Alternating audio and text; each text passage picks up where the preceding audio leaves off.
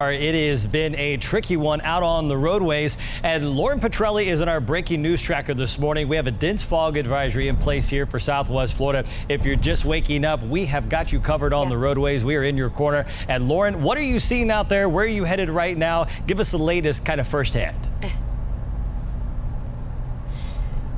Well, Trent, right now we're headed east on Toledo Blade Boulevard. Behind us then is US 41. And I know you and we have been in contact with each other, texting each other about the numbers all morning long. Last time I checked with you, we were down to about a mile of visibility in the Northport area. So I want to check back in with you one more time before I kind of give you coverage of the entire Southwest Florida area and tell you exactly what it looks like from Alligator Alley to Charlotte County.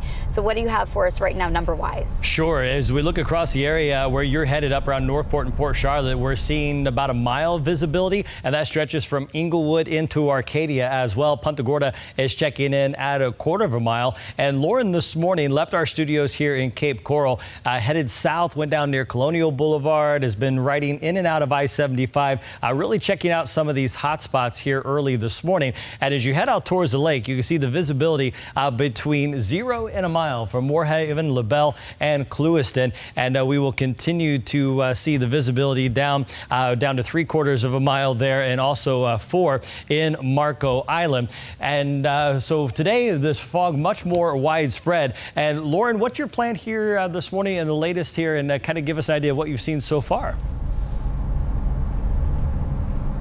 Yeah, so let me just kind of flip around this camera and show you right now Toledo Blade Boulevard, so you could actually see that haziness in the street lights and also the traffic lights.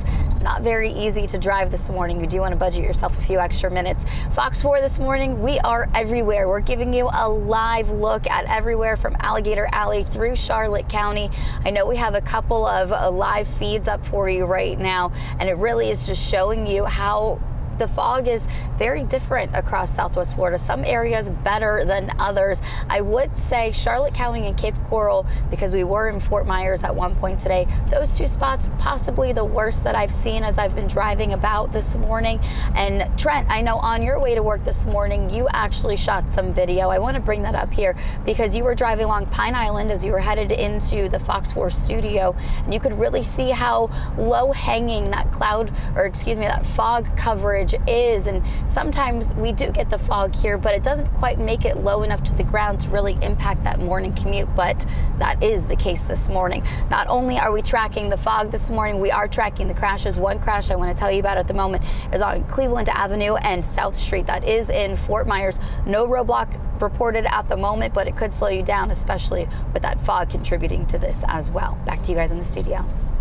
All right, Lauren, thanks a lot. And if you, that video I shot this morning, one thing you'll notice, the car dealerships, you could see through the fog with all the lights, but straight ahead on the roadways, boy, did it look a little dangerous out there, as it was very limited. Now, the fog advisory is in place for all of Southwest Florida. If you could hear my voice right now at home, you're in it until 9 a.m. It's going to take some time here for the temperatures to rise, for that fog to evaporate and begin to mix out. And part of the reason we are seeing the fog, we have a cold front sliding down the state, and that's going to bring with it a few scattered showers. This morning, we're picking up on a